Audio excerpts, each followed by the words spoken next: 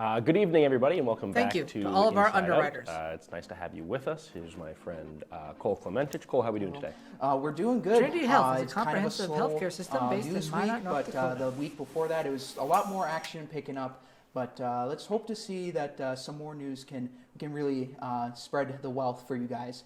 But we got a great show today. Yeah, we got a good one. We have the wide receiver Joemah Norman coming on later on in the show. We have Troy with his sports picks of the week. Also, we got Roxanne with the weather. And I think we have Steven Fegre Dallolio, Yep, president of the Pride Club. Has got a great show for you guys today. But first off, in an effort to keep athletes safe, Minot State Strength and Conditioning has had to make changes to their usual weightlifting programs. With more on that, here is Phillip Green standing by. A Minot State baseball alum, he took over as the head strength and conditioning coach at Minot State in January of 2019. Joining me now is Heilman Performance owner Caleb Heilman. Thank you for coming on our show. Thanks for having me. As I mentioned, you are the owner of Heilman's Performance, but you also are the strength coach here at Minot State.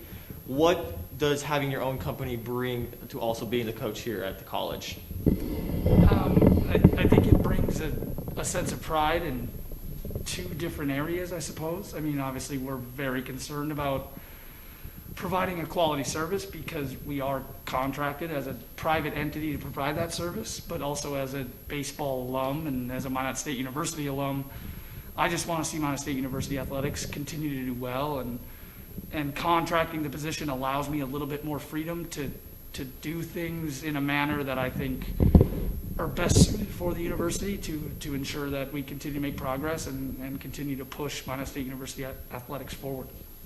As a Weaver alum of the baseball team, you had been working with the baseball team prior to taking over all of the athletics. What has it been like to add different sports to your repertoire as a strength coach? More so the load has been a challenge, just the sheer numbers. Trying to figure out scheduling and trying to make sure everybody gets the services they need, less so than the actual application of strength and conditioning. I'm pretty comfortable with that. We've always worked with a wide range of athletes in the private sector. So I've always been comfortable making sure that athletes can get what they need no matter what sport they play, but the sheer volume of athletes has been the biggest challenge. Another challenge you have faced is trying to maneuver what happened when we had a bunch of positive tests within the athletic department. Can you explain some of the changes that have been made to the strength and conditioning program due to those positive tests? Yeah, so as you know, we set up an alternate weight room on the first floor of the dome, which allows us to keep athletes a little bit more spaced, allows us to keep them in more specific groups, try and keep them with the teammates that they are training with, keep them from mixing groups and those kinds of things. We had to eliminate a lot of our larger groups and really get strict about how many people we allow into specific areas. As you know, the strength and conditioning center, the new strength and conditioning center is much smaller. So the numbers we can allow in there is significantly different than the first floor of the dome. But we've had to make a lot of adjustments on the fly, and it's just part of the job. You bring a unique training style to Minot State known as velocity-based training. Can you explain what that is for those who aren't familiar about what it is? Yeah, so the traditional approach to training is load-based, essentially, where we're just counting the number on the bar. We're really just concerned about how much weight we're moving. The velocity-based training component adds another piece to it in which we're concerned about the speed of whatever movement we're performing. So I always explain to everybody that power is load times that velocity, force times that velocity. So it allows us to take into account both those components to ensure we're developing power with any of the athletes we're training. Awesome. Thank you very much. Again, that is Caleb Heilman, head strength and conditioning coach here at Minot State. Make sure to come find him training the athletes within the dome this semester. I'm Phillip Green. You've been filled in. September 22nd was a monumental day in Minot State's history when the Pride flag was raised for the first time on college campus. It is displayed outside currently outside the Student Center for everyone to see, and that was where they held the presentation, which featured many personalities from the LGBTQ community. Here today to talk about the event is Campus Pride Club President Steven Fegre Dallolio. Steven, thanks so much for joining us today. Describe the experience seeing the flag go up and how much it meant not just for you, but for the community as well. How much better does it feel now? It is nice to see that we have made history, and it is nice to, I know that from talking to the people in the community, they have really enjoyed seeing the event, and we've made history. What was it like having City Councilwoman Carrie Evans there and have it happen at the timing of this after the whole debacle with the City Council and they hung up their flag? Just give us your thoughts on that. It was actually very interesting because I think people thought because it was done at City Hall that we were doing it, but that wasn't the case. Ours was in the planning since summertime, and so the timing was it was I guess really good in the sense that it definitely got the attention, and it worked out really well. Yeah, it certainly has gotten the attention, and there's a lot of coverage on the social media, and there were a lot of people at the event. Talk about the environment. Just give us your take on that. At first, you know, it was very calm, but as people spoke from different angles, it just brought out so much excitement, and you know, looking at the pains that LGBT people have gone in the past or endured in the past,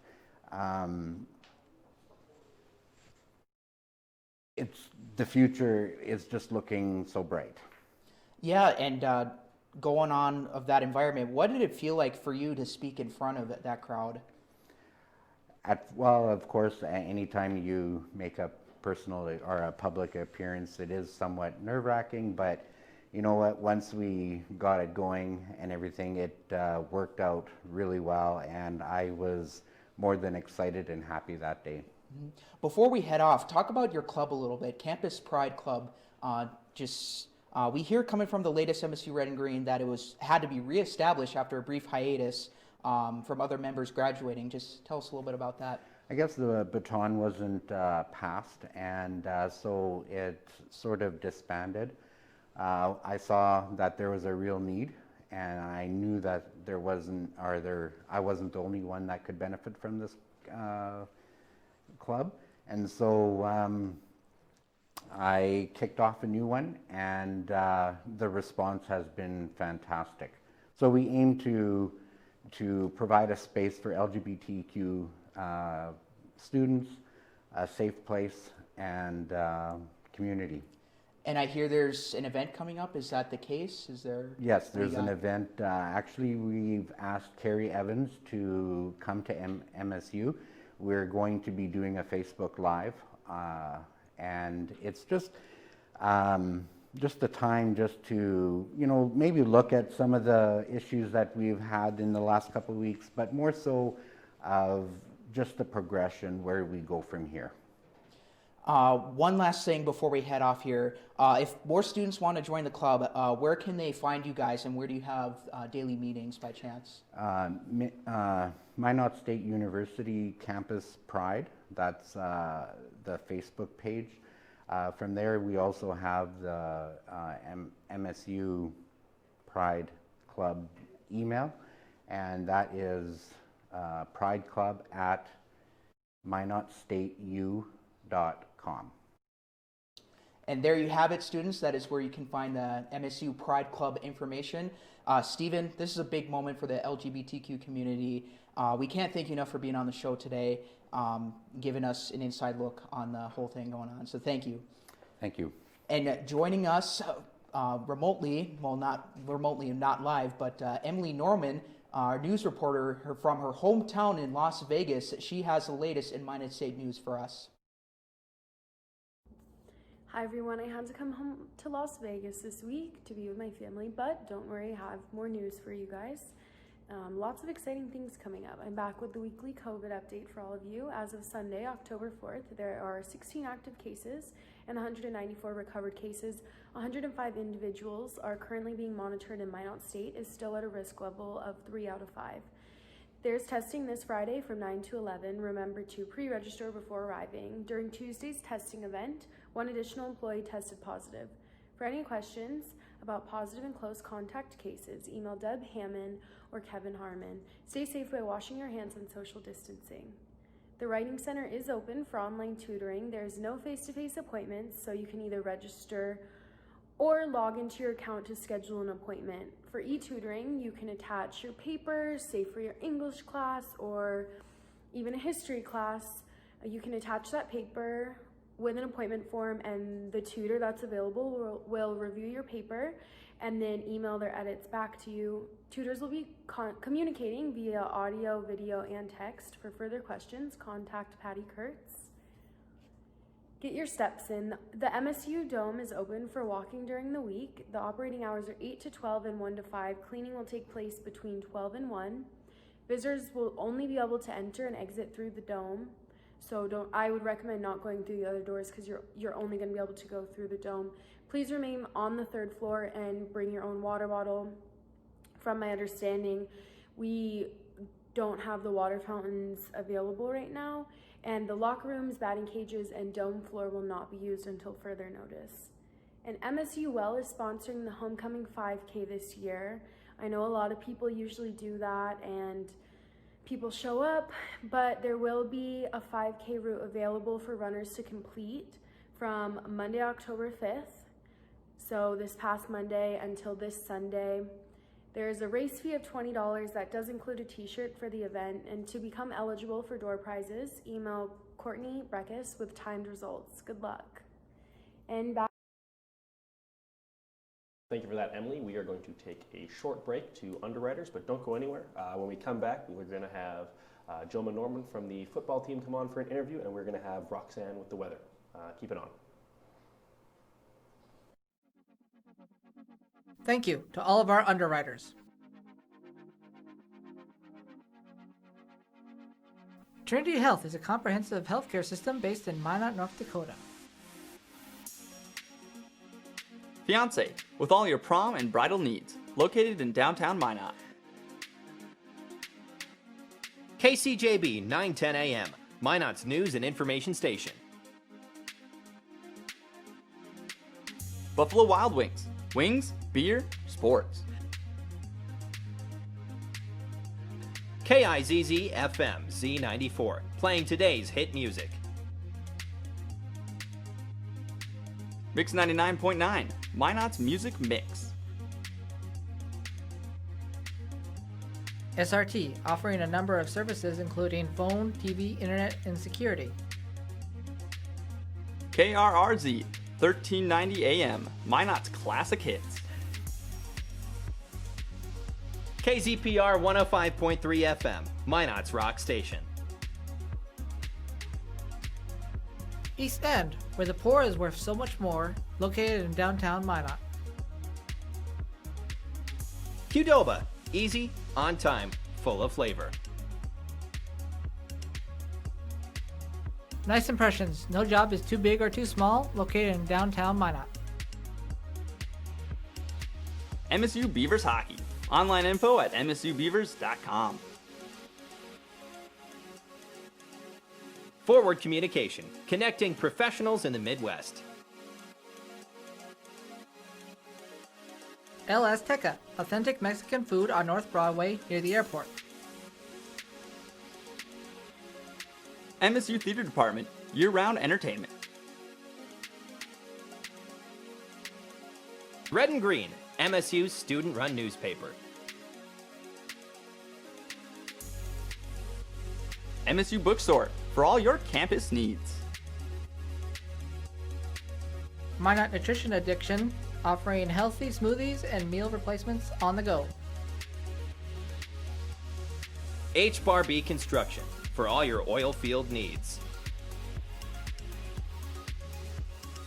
Bearscat Donuts, located on Broadway across from Minot State campus.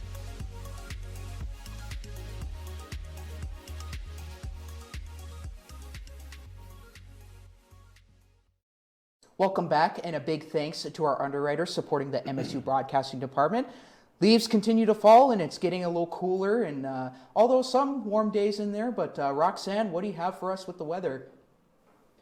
Currently, it is fantastic in Minot right now. We are getting the good fall weather. Currently in Minot, North Dakota, it is 70 degrees and sunny. The high will be at 72 today, and the low will be at 52. Going on to our state temperatures this week, we have Williston at 72 and Dickinson at 73. Pretty even weather all across the board. We have Bismarck at 73 as well. And the lows of this week will be Grand Forks at 63 and Fargo lastly at 66. Moving on to our weekend 7-day forecast. On Friday, it will be partly sunny with some clouds. 66 will be that high, and the 39 will be the low. Consistent weather all throughout the board. It will be cloudy with Monday, Tuesday, and Wednesday being the high at 61. The low for Monday will be 43, and the low for Wednesday will be 46. Minot State students' virtual homecoming is this weekend. Friday, it will be 66 degrees, and the low will be 39. On Friday, that afternoon, we will be having a drive-in movie. They will be showcasing Honey, I Shrunk the Kids in the parking lot of the Dome. Saturday, it will be 73 degrees, and it will be the day they will be announcing the scavenger hunt winner. And on Sunday, it will be 64, and that will be the last day of the virtual 5K. Every week, we will be showcasing someone's hometown. This week, we have Philip's hometown, Parker, Colorado. He is our live shot interviewer. Currently, in his hometown, it is 82 degrees and sunny, with the high being 82 and the low being 52. Kaiden, will we be seeing you at the drive-in movie theater this Friday? Absolutely. Honey, I Shrunk the Kids is one of my all-time favorite movies. Very excited. The football team is full of hardworking individuals. With another hardworking individual with me right now is Joemah Norman. Joemah, moving from Minnesota to North Dakota, what was your recruiting process like? Recruiting process for me was like crazy because like I had different offers from different schools, but at the same time I wanted a home, you know? Mm-hmm. And I just didn't want to stay in like Minnesota because it's like it's time for me to experience something, new time period in my life. So coming to North Dakota, especially meeting the coaches, my players, my teammates, love them to death, couldn't trade them for the world. Yeah. Now, did you come on a recruiting trip to Minot? Yes, I came on my first visit here after my senior year. It was after a football game. We drove up to Minot, and Minot was playing. So yeah. Was there anything on your recruiting trip that really told you that you wanted to become a Beaver? My teammates, for sure. I love those guys. Yeah. They just bring in the air, atmosphere, everything. Coaches, for sure. Thanks, Coach A, Coach Ladegi. Thanks, Al Home, for like recruiting me. So loved it. Now, I know you originally recruited as a corner, and you made the switch to wide receiver. Why was that? Just like depth at the time of like position-wise. Coming to college, I'm not the tallest guy in the world, so it didn't matter to me. I just wanted to play football. It didn't matter if I had to play quarterback or linebacker. It doesn't matter. Yeah. I'll play anywhere. Now, is there somewhere that you think you improved the most at your new position? Most definitely my speed. I got faster for sure, and like learning my routes. Like it took me a year to like transition from a cornerback to a wide receiver. So definitely just working on my routes, my fundamentals, and all that. Yeah. Do you have a favorite route that you run? Definitely my post, because nobody can guard me on that. Nobody can guard me. What do you think we can expect from the Beavers this year? A lot. Hardworking boys. I love them. Just dedicated, willing to work, disciplined for sure. And we have something special for you guys. Yeah, absolutely. Anything else that you would like to add? Oh, no. Thanks you for having me on the show. Appreciate it. Yeah, for sure. Awesome. Well, Noe has somebody from the arts department, or we're going to have to move it to Underwriters. Sorry about that. Noe is going to have somebody from the arts department, and we're going to come back with Troy's picks for the week.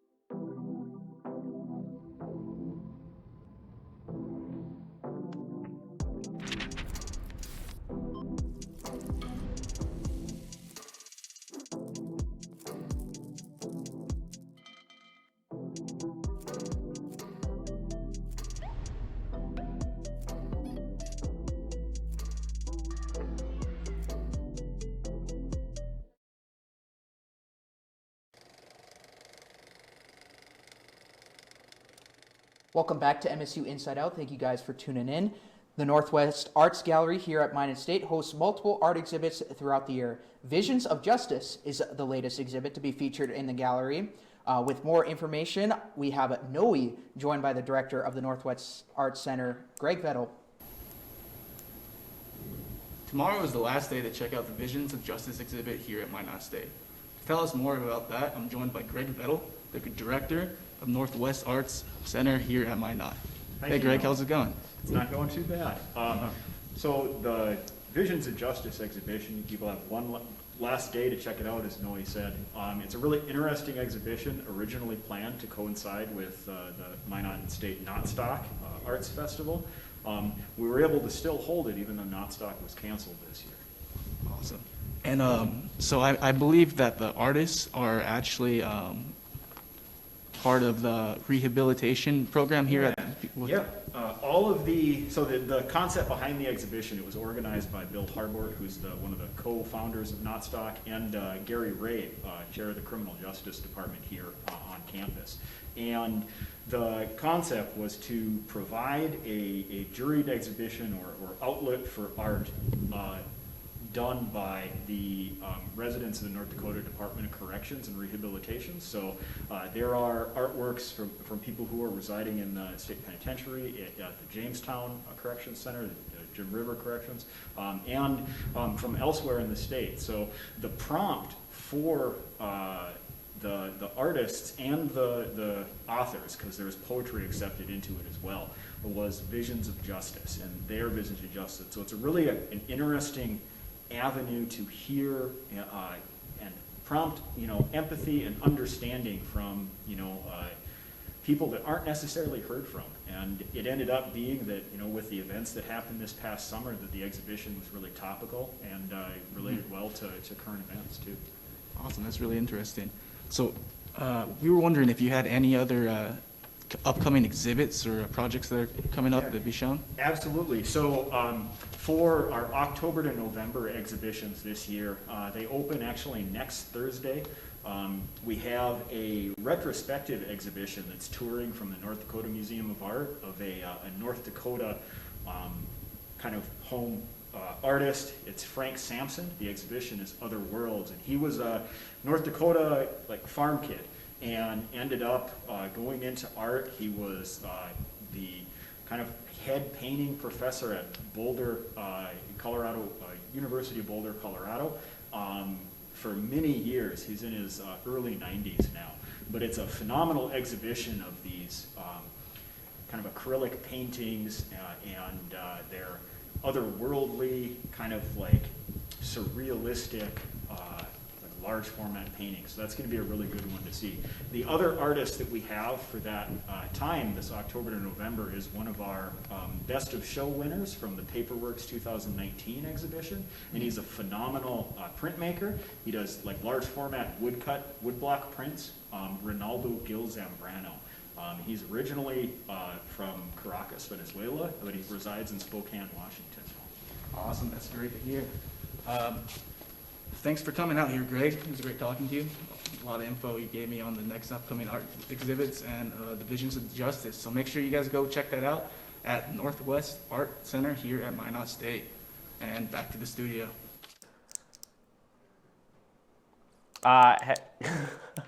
Welcome back, everybody. Thank you very much for that, Noe. We're going to throw it to Troy Kowal, who's going to have your picks of the week for football. Hey, how are we doing, everybody? My name is Troy Kowal. How are you doing, Beaver fans? We're going to start with the NFL today. So coming to the last week with Troy's picks, I was 2-1. I went 2-1 again, so we're at 4-2, so not a bad start, above 500. So our only blemish last week was on Thursday night. We're 0-2 on Thursday nights. The Jets fell to the Broncos, had the Jets winning last week, and a game a lot of people questioned if it was worthy of prime time. And Phillip Green, the Broncos fan, I am sorry, I did not see the Broncos winning. Sunday night saw North Dakota's own Carson Wentz help the Eagles win as they improved to 1-2-1, somehow atop of the NFC East. And on Monday night, Green Bay joined the list of undefeated teams as Rodgers flexed on the whole NFL, showing why he is elite. Moving ahead to the picks for Week 5. I think tonight, starting with the game between Tampa and Chicago, Tampa Bay will win. Brady and the Buccaneers are gaining momentum and looking good. On Sunday night, the Seattle Seahawks take on the Minnesota Vikings. Wilson has been cooking as an early candidate for the MVP. I think Seattle will win this one and move to 5-0. Closing the week out, on Monday night, the Saints will battle the Chargers. The Chargers and the Saints have both had their moments of great football and bad football. But this leads me to think that the Chargers will charge past the Saints and win the football game. In the world of baseball, we look into the divisional series that are underway. In the American League, Houston has a lead over Oakland 2-1 so far in the series as Game 4 is taking place right now.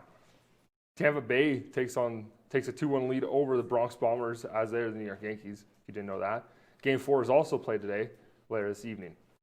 Moving to the National League, the Miami Marlins are trailing Atlanta, and they actually lost today, so Miami's out of the playoffs. Their first playoff series loss in franchise history.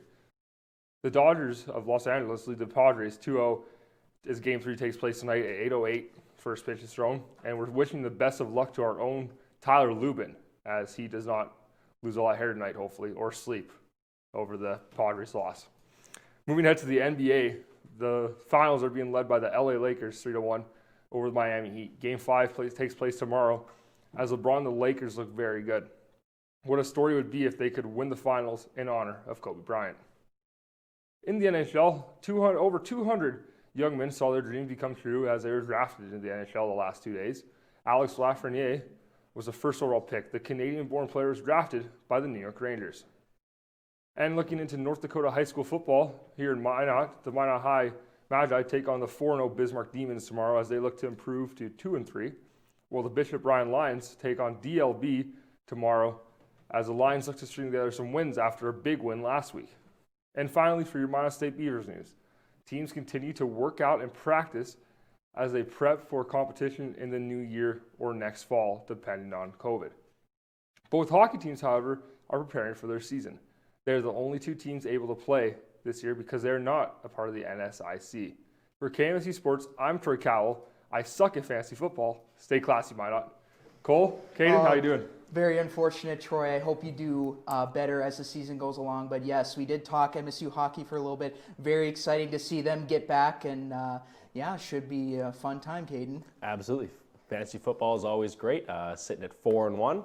Obviously doing a little bit better than Troy. I'm not quite listening to his picks, but I think I'm doing all right. Yeah, I'm just glad that my Broncos won. I know Phillip's also supporting the Broncos, but just pray for Tyler Lubin tonight. That Fernando Tatis Jr. looks really good right now, so we'll see how they do tonight. But thank you guys for watching tonight. It was a fun episode. We had lots of great interviews. Troy making his picks again, Joemah talking about football, and there's a lot with the art department. Just a whole lot of